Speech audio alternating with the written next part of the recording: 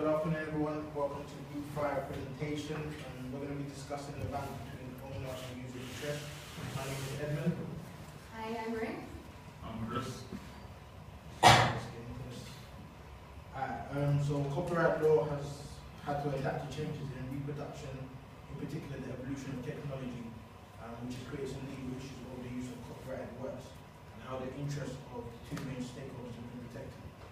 Copyright owners have sought to establish control on user behavior, in particular on the issues surrounding unauthorized copying of digital files, such as within the record industry.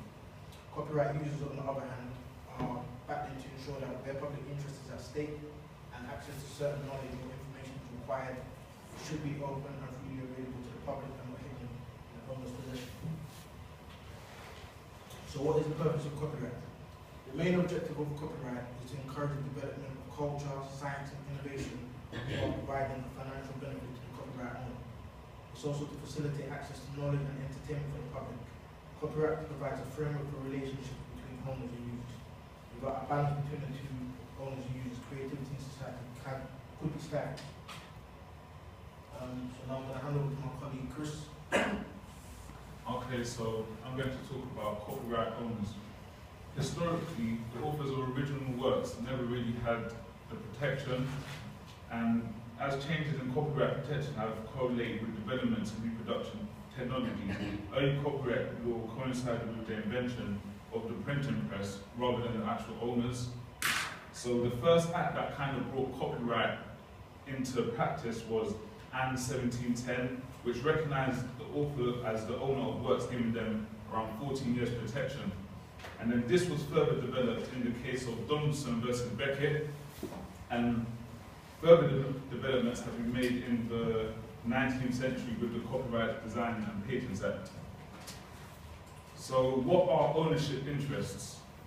Ownership interests refer to the range of rights and responsibilities that come along with acquisition of some form of property. So in this context, we're talking about intellectual property rights that fall under LDML. Right, under section 16 of the CDPA, the rights of the copyright owner, these include to make copies, issues of copies to the public, renting and lending, performing and showing the work in public, communicating the work to the public, and adaptation. Copyright owners and moral rights. I've chosen around 3 moral rights that I thought were very important to the copyright owner. First of all, I spoke about derogatory treatment of the work, and this was demonstrated in the case of Morrison versus Light Bond.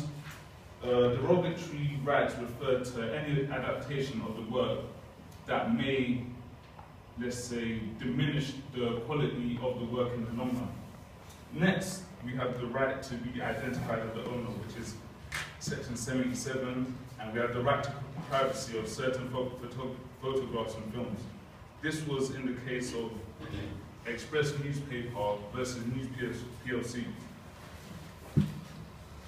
Copyright owners and infringement. Section 27 of the Copyright Design and Patent Act defines what is infringing copies. First of all, we have primary infringement. This refers to any act that is of exclusive rights that is done by an unauthorized person.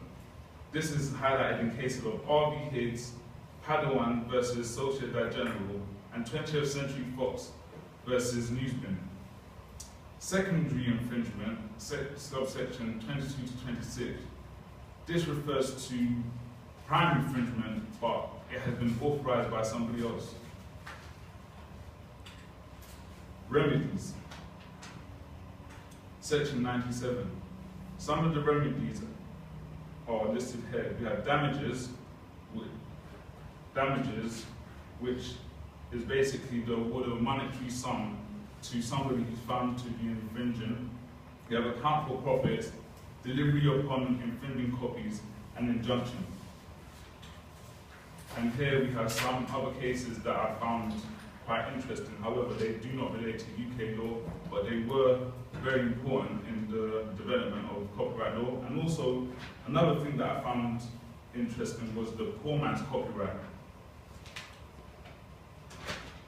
which basically is a method of using registered dating by the postal service, where basically a man or woman would create a work and post it to themselves.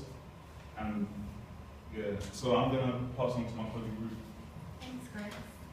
So Chris just talked about how the Copyright Design and Patent Act 1988 protects owners' interests. Now I'm going to talk to you about how it protects users' interests. So some material that was once in copyright may no longer be so, simply because the term or the duration of its copyright has expired. For example, sound recordings expire after 50 years, and a novel saying it will be after 70 years. So in these cases, everyone's free to use the work for their own purposes. It's available to everyone. Basically, they can do everything that copyright law would have previously prevented them from doing so without permission. So this copyright free zone is often referred to as the public domain, and it's important because it's said to feed creativity and of new copyrights, and which will feed the creativity of new copyright works, which will in turn eventually fall into this public domain. So I categorized users into two categories: commercial and non-commercial users. If an individual or an organisation wishes to use a work for purposes of gaining profit, then they have to ask permission by contacting the copyright owner and asking for a license to cover the use they require. A license is a contract between the owner and the person wishing to use it, and the terms and conditions can be negotiated by both parties. So examples of licenses include exclusive license, limited use license, Creative Commons license, and licenses obtained through collective societies. So, as we know, owners have a choice whether to allow or not allow someone to exploit their rights. However, there are certain exceptional situations or circumstances which the court can intervene and force copyright owners to license their work for a fee. That's known as a compulsory license. So historically, commercial users have held a lot of power in copyright. As copyright law, as Chris said, was previously designed to protect the economic interests of printers and publishers. We see this in the case of Donaldson and Beckett in 1774, where there was a commercial struggle between London and provincial publishers that went on to establish copyright as a statutory right. So, moving on. So, users for non-commercial purposes. So copyright owners didn't, there's been changes to the Copyright Design Patent Act 1988 alongside technological developments.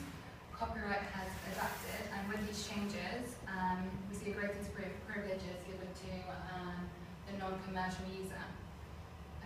Under Article 9, Section A of the Burns Convention, members of the Union may permit the reproduction of artistic and literary works without permission under such special circumstances, provided that it doesn't conflict with normal exploitations rights of the owner, and also that it's compatible with fair practice. We'll come back to this concept of fair practice, which is also known as fair dealings. So other international forums have been the TRIPS agreement. The TRIPS agreement 1994, established by the World Trade Organization, also notes limitations and exceptions to copyright that can be confined to special circumstances. Furthermore, Article 10 of the WIPO Copyright Treaty 1996 also incorporates this acts permitted in copyright. So they all kind of overlap, saying the same thing. So the EU, to comply with the WIPO Copyright Treaty, the EU formulated the Information Society Directive 2001, making a provision for what's called exceptions and limitations to copyright, as you just said. They can be found in Chapter 3 of the CDPA, from sections 28 to sections 76. And they include making temporary copies. These usually have specific criteria that would mainly not be infringed if the temporary copy has no economic significance. Other exceptions under fair dealing. Okay, so in certain circumstances, some work may be used if it's considered to be fair dealing. This concept has been interpreted by the courts as, it's been interpreted by looking at the economic impact it has on the copyright owner. So in the case where the impact is not significant, the use is deemed to be fair, sort of fair practice, fair dealing. So exceptions under fair dealings include research and private study.